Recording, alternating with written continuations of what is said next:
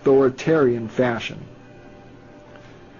On November 18, 1906, after years of public outrage, the Justice Department finally filed suit in federal court to dissolve Standard Oil.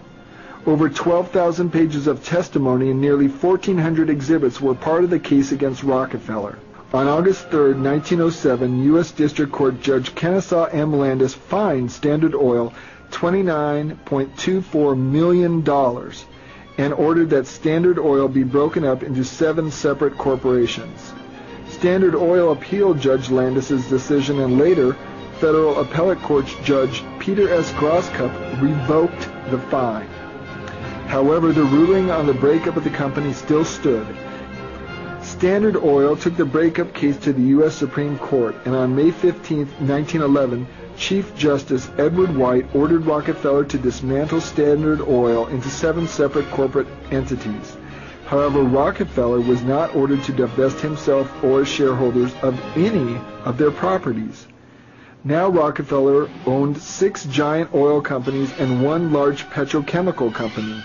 His wealth had simply been grouped differently, and he had beaten the system and avoided paying any fines whatsoever. Many senators and congressmen were dismayed, knowing that the Supreme Court had behaved exactly how Rockefeller wanted.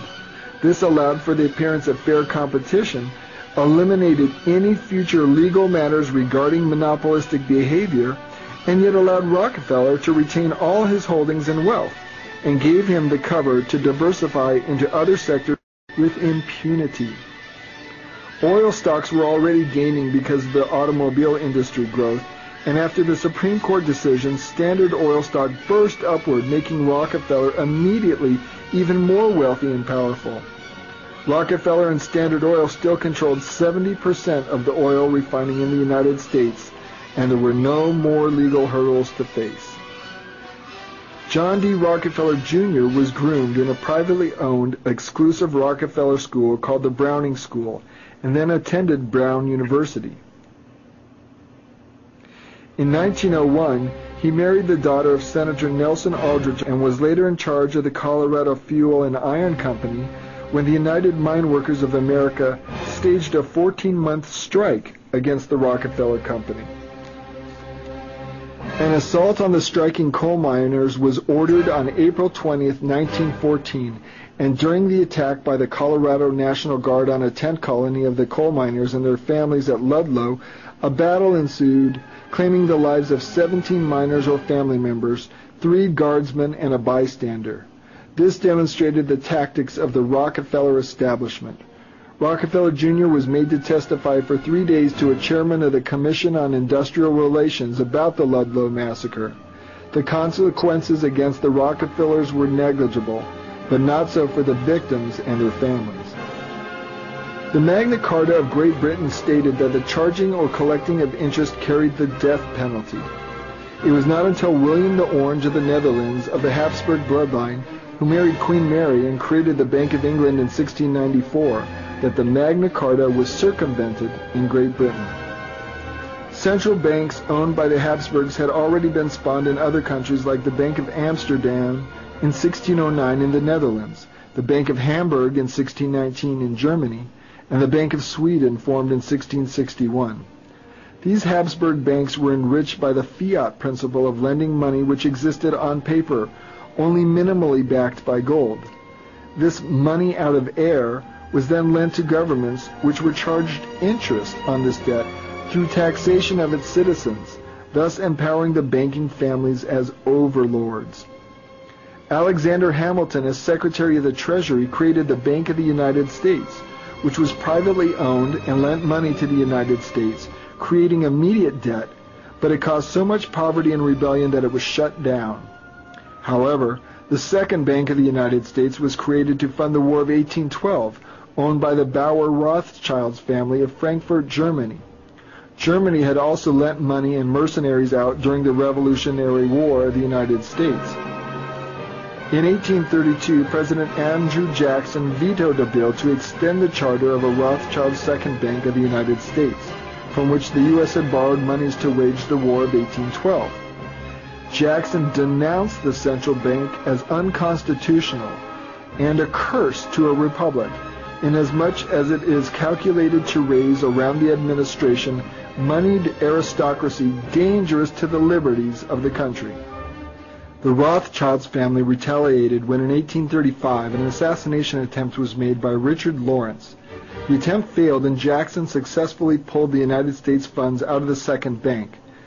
Jacob Rothschild's puppets in the Senate censured Jackson, but the censure was annulled in 1837, and by the time Andrew Jackson had left office, he had completely eliminated the entire national debt. A stepping stone to European banking control of the United States came with the National Banking Act of 1863, but it was oil profits that catapulted their cartel into the stratosphere of power.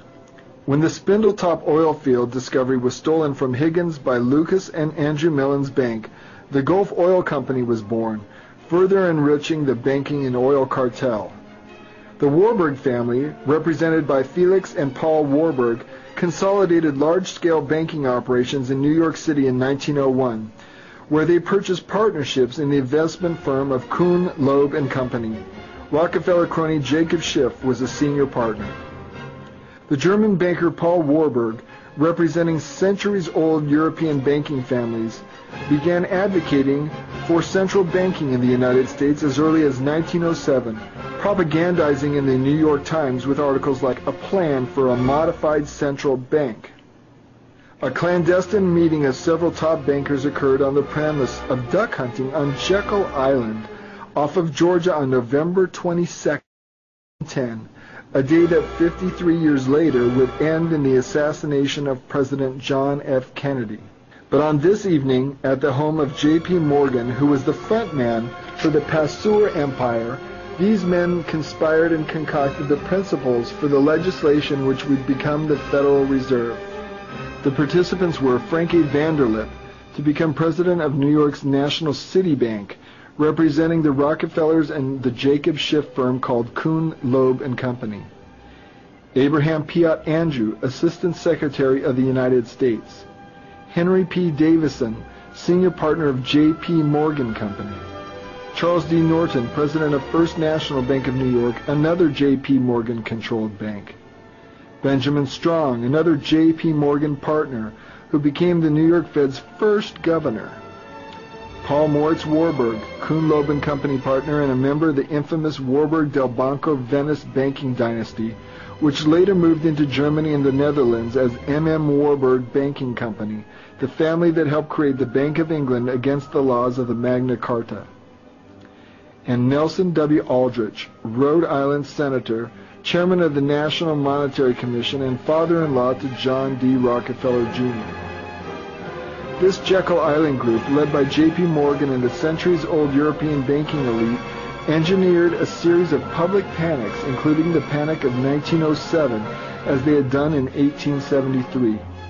Rumors were reported through the likes of William Randolph Hearst's newspaper empire, and Hearst became a large proponent for reforms and a public spokesman for the creation of a Federal Reserve. The Aldrich Plan, as it was known, was attacked by many who saw that it benefited Wall Street bankers, but a second alternative, the real game plan, lay in wait, proposed by Congressman Carter Glass of Virginia, called the Federal Reserve Act. The new bill had sections entirely identical to the Aldrich Plan, but the hoopla confused the public, many of whom were tricked into supporting the Federal Reserve Act because it appeared not to benefit the Wall Street bankers. The Jekyll Island Group insisted on making the Federal Reserve appear as if it was an official agency of the United States government, when it was not or never has been. A presidential election in 1912 would decide the fate of the Federal Reserve Act.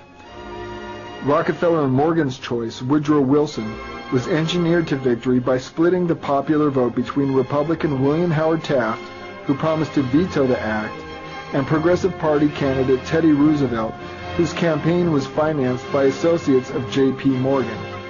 With Woodrow Wilson as their presidential puppet, Wall Street and European bankers radically altered our laws and even our Constitution. Through financial contributions to senators and congressmen, Rockefeller used all his tools to consolidate their power. Rockefeller Jr.'s father-in-law, Rhode Island Senator Nelson Aldrich, led a group of politicians that pressured the legislative branch of government to accept the 16th and 17th